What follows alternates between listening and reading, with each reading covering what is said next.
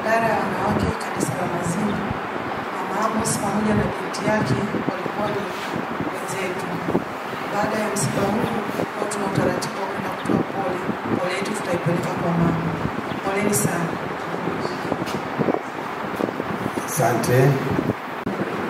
Mimi majina naitwa Mary Kalinga, mimi ni mwakilishi wa kampuni ya Eternal International ambaye amelala hapa kwa rafiki yangu Kulu.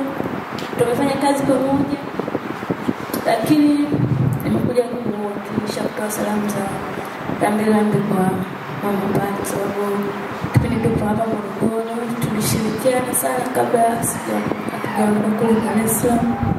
Kwa nini nazidi kuwapa pole marafiki na ndugu kwa ujumla kwa timu.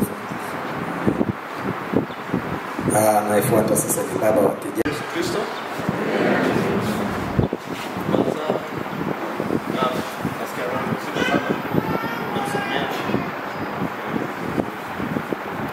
Tunafuraha sana na tulikuwa na shida, lakini tulipata karibisho vizuri. Tunafurahi na watu tunajifunza hapo. Nataka mtuombee wakati tunaporudi salama na tuwe na uhusiano mzuri pia, isikuwe ni mwisho. Naomba kijana wangu pia awe ni yeye ndiye atatuweka katika hiyo connection. Tuwe tukitembeleana kwa sababu sisi ni changamoto.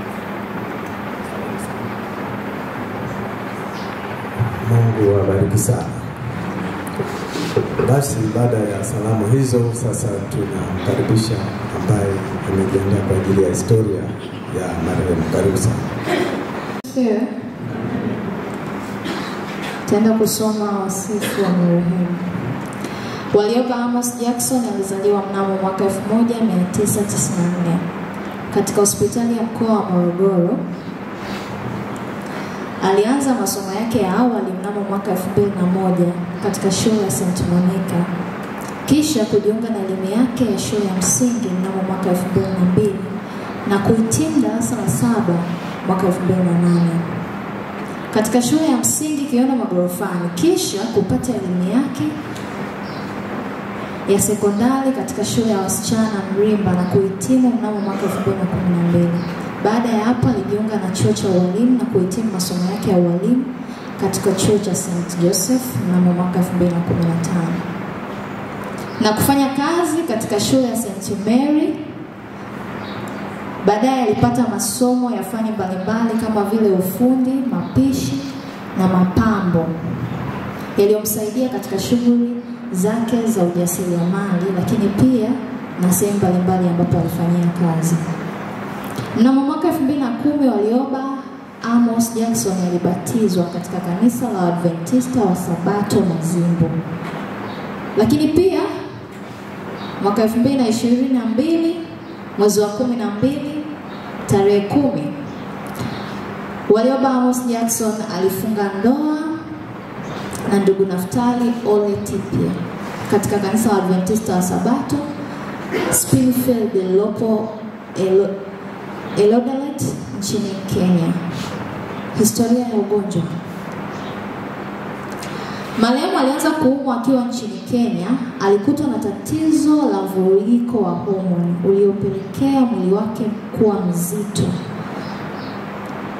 na kupatiwa matibabu katika hospitali zilizopo nchini Kenya. Kisha alirejea nchini Tanzania huku akiendelea kuumwa, hivyo aliendelea kupatiwa matibabu katika hospitali ya Bwagala, Mzinga na kisha hospitali ya mkoa wa Dodoma Benjamin Mkapa hadi kufikia tarehe 27 mwezi Machi mwaka huu 2024 alizidiwa hadi kupatwa na mauti tarehe 28 mwezi wa 3 mwaka huu 2024 katika hospitali hiyo hiyo ya Benjamin Mkapa Dodoma. Shukrani ziwaendee madaktari wote katika hospitali zote kwa jitihada zao kipindi chote cha matibabu. Bwana ametoa na Bwana ametoa, jina lake lihimidiwe.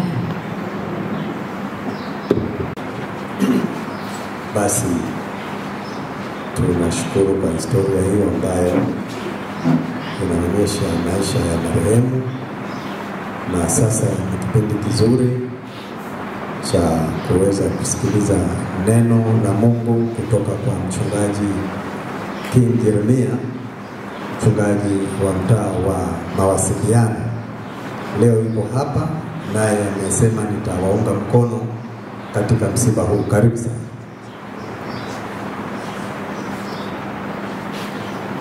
Bwana Yesu asifiwe. Tumsifu Yesu Kristo. Assalamu alaikum.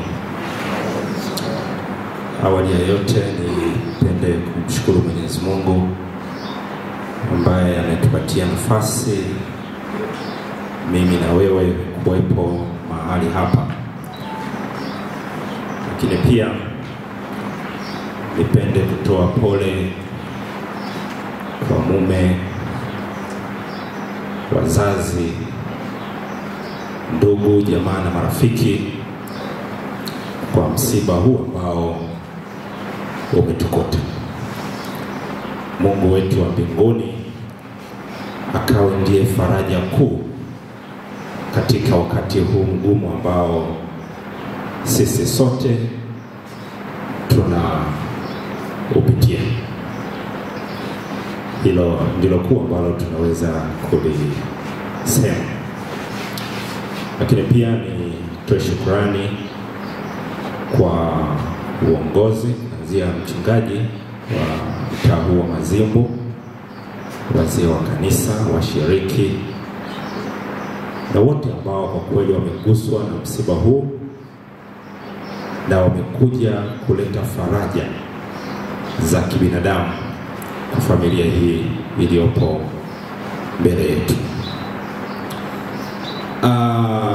Mara nyingi wanadamu tumekuwa tukikusanyika katika makusanyiko mbalimbali, na unapoona mkusanyiko wa wanadamu katika mahali fulani, lazima kuna jambo ambalo limekuwa limewakutanisha. Wakati fulani wanadamu tunakutana tukishangilia, tukipiga makofi, tukifurahi kwa kile ambacho kimetukutanisha. Inaweza ikawa labda mtoto amezaliwa, inaweza ikawa labda kuna harusi, inaweza ikawa kuna jambo fulani la mafanikio limefanyika, na ndipo wanadamu wanakutana na kushangilia na kuonyesha hisia zao za furaha. Lakini upo mkusanyiko mwingine ambao bado haujazoeleka sana, na mkusanyiko huo ni pale mtu wetu wa karibu sana anapolala mauti.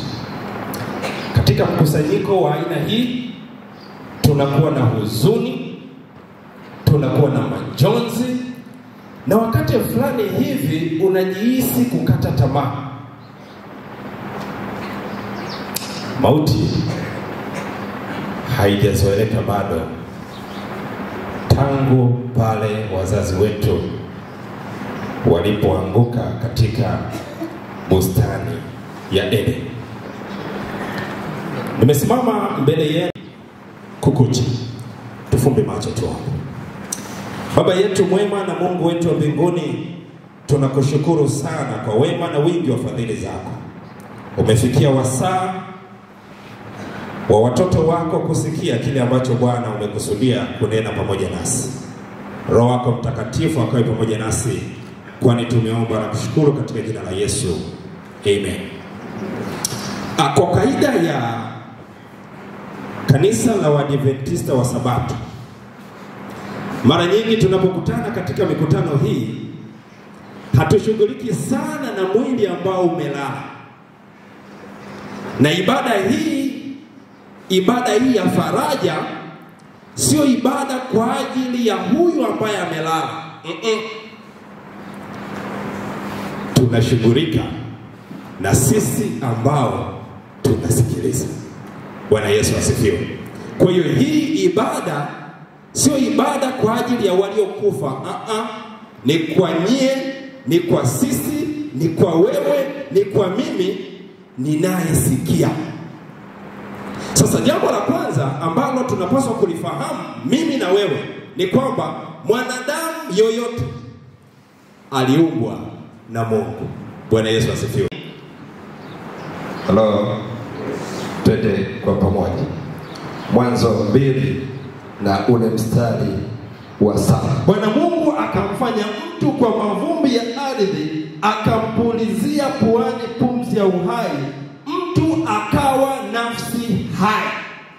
Kwa hiyo wewe na mimi tumeumbwa na Mungu, hatukuzuka. Tambua ya kwamba wewe na mimi tuliumbwa na Mungu, na kusudi la Mungu lilikuwa mwanadamu huyu aishi milele. Lakini Ibilisi aitwaye Shetani, yeye ndiye aliyeleta dhambi, akawarubuni wazazi wetu wa kwanza Adam na Hawa kwa kuambia ya kwamba mkila mti huu, tunda hili, hakika hamtakufa. Katika Ayubu 14 na ule mstari wa kwanza, mwanadamu aliyezaliwa na mwanamke siku zake za kuishi si nyingi, naye hujaa taabu. Yeye huchanua kama vile ua, kisha hukatwa, hukimbia kama kivuli, wala hakai kamwe. Tangia dhambi ilipoingia, maisha ya mwanadamu yamekuwa ni mafupi mno, nayo yamejaa shida na tabu. Takuwa ni mashahidi ya kwamba maisha ya wanadamu yamejaa maradhi, yamejaa magonjwa, yamejaa fitna, yamejaa ajali. Yaani kila kitu ambacho kinachozunguka ni hatari kwa maisha ya wanadamu. Mtoto anazaliwa, anakuwa, lakini inafikia wakati anaondoka. Maisha yetu yalikuwa ni mafupi sana. Zaburi 90:10 inasema siku za miaka yetu ni miaka 70. Una ubatili, maana chapita upesi, tukatokomea mbaya. Basi utujulishe kuzihesabu siku zetu, tujipatie moyo wa hekima. Yaani maisha changamoto. Juzi tu hapa ulikuwa kijana, sasa unaelekea. Sasa nikizungumza miaka 70, inawezekana ukawa una approach, lakini nasema ni miaka 70 au 80. Biblia inasema si nyingi. Kama siku zetu si nyingi, maisha yetu tunaishi, tujipatie moyo wa hekima. Kwa nini tujipatie moyo wa hekima? Mhubiri 9 mstari wa 5 inasema, kwa sababu walio hai wanajua ya kwamba watakufa, lakini wafu hawajui neno lolote, wala hawana ijara tena, maana kumbukumbu lao limesahaulika. Nini maana yake? Mimi na wewe tunajua ya kwamba kuna siku moja tutakufa. Yaani hiyo ni kweli na hakika. Yaani siku moja nitalala, hilo nalifahamu. Siku moja utalala, hilo unalifahamu. Lakini habari gani kwa wafu waliokwisha kulala? Wao hawajui chochote. Mapenzi yao na machukio yao na husuda yao imepotea yote pamoja, wala hawana sehemu tena katika jambo lolote lililofanyika chini ya jua. Mtu ukisha lala mauti, hesabu yako imefungwa, hujui chochote kinachoendelea. Dada yetu amelala hapa, lakini hafahamu ya kwamba ndugu zake wanahuzunika. Hafahamu ya kwamba leo hii yuko hapa, hajui. Kwa nini? Hesabu zake zimekwisha kufungwa. Nini maana yake? Kwa nini tunahitaji kuwa na moyo wa hekima? Tukishafahamu ya kwamba tutakufa, lakini wafu hawajui ya kwamba hawajui chochote kinachoendelea. Nini ambacho tunapaswa kufahamu? Maisha baada ya kufa mpaka kuja kwa Yesu Kristo, hakuna mchakato wowote wa kusamehewa. Wakati ni sasa wa kurekebisha maisha yako na maisha yako. Ukisha lala, hakuna mchakato wowote ambao unaweza kufanyika wa kuombewa au wa kufanyiwa kitu chochote ili usamehewe. Haipo. Nilikuwa nina mchallenge rafiki yangu mmoja ambaye ni kiongozi wa dini. Wao wana kaida ya kuombea waliolala, ya kwamba Mungu abatilishe hukumu yao, abatilishe dhambi zao kwa sadaka ambazo wanazitoa. Nikamwambia hivi, rafiki, ikiwa yafaa kuombea waliolala, sisi kama wachungaji hatuna haja ya kukemea dhambi. Haipo. Bali tungekuwa tunahubiri makanisani ya kwamba watu fanyeni kazi, hakikisheni mnapata fedha, mnawekeza, na siku mtakapokufa tumuombe Mungu abatilishe dhambi zenu. Halo? Wangapi tuko pamoja? Wangapi tuko pamoja? Mungu anawabariki sana. Wakati wa kurekebisha maisha ya kiroho ya kumpendeza Mungu ni wakati huu ambao unaisikia sauti ya Bwana ikipenya katika masikio yako. Huu ndio muda mwafaka. Ndio katika lile fungu letu kuu, Yohana akiwa Patmo asema, nikasikia sauti, Ufunuo 14:13, nikasikia sauti kutoka mbinguni ikisema, andika, heri wafu wafao katika Bwana tangu sasa, naam, asema Roho, wapate kupumzika baada ya tabu zao, kwa kuwa matendo yao yafuatana nao. Yaani kwa kuwa unajua kwamba kuna siku utakufa, unapaswa kuishi maisha ambayo yanampendeza Mungu. Unapaswa kukaa mbali na janga na ugonjwa mkubwa ambao unaisumbua dunia, dhambi. Kukaa nayo mbali, kurekebisha maisha yako yaweze kumpendeza Mungu wa mbinguni, ili wasaa utakapolala ulale ukiwa na tumaini ya kwamba matendo yangu yamekuwa yakiipendeza mbingu, na hata Bwana atakapokuja anihesabu ya kwamba mimi ni raia wa mbinguni.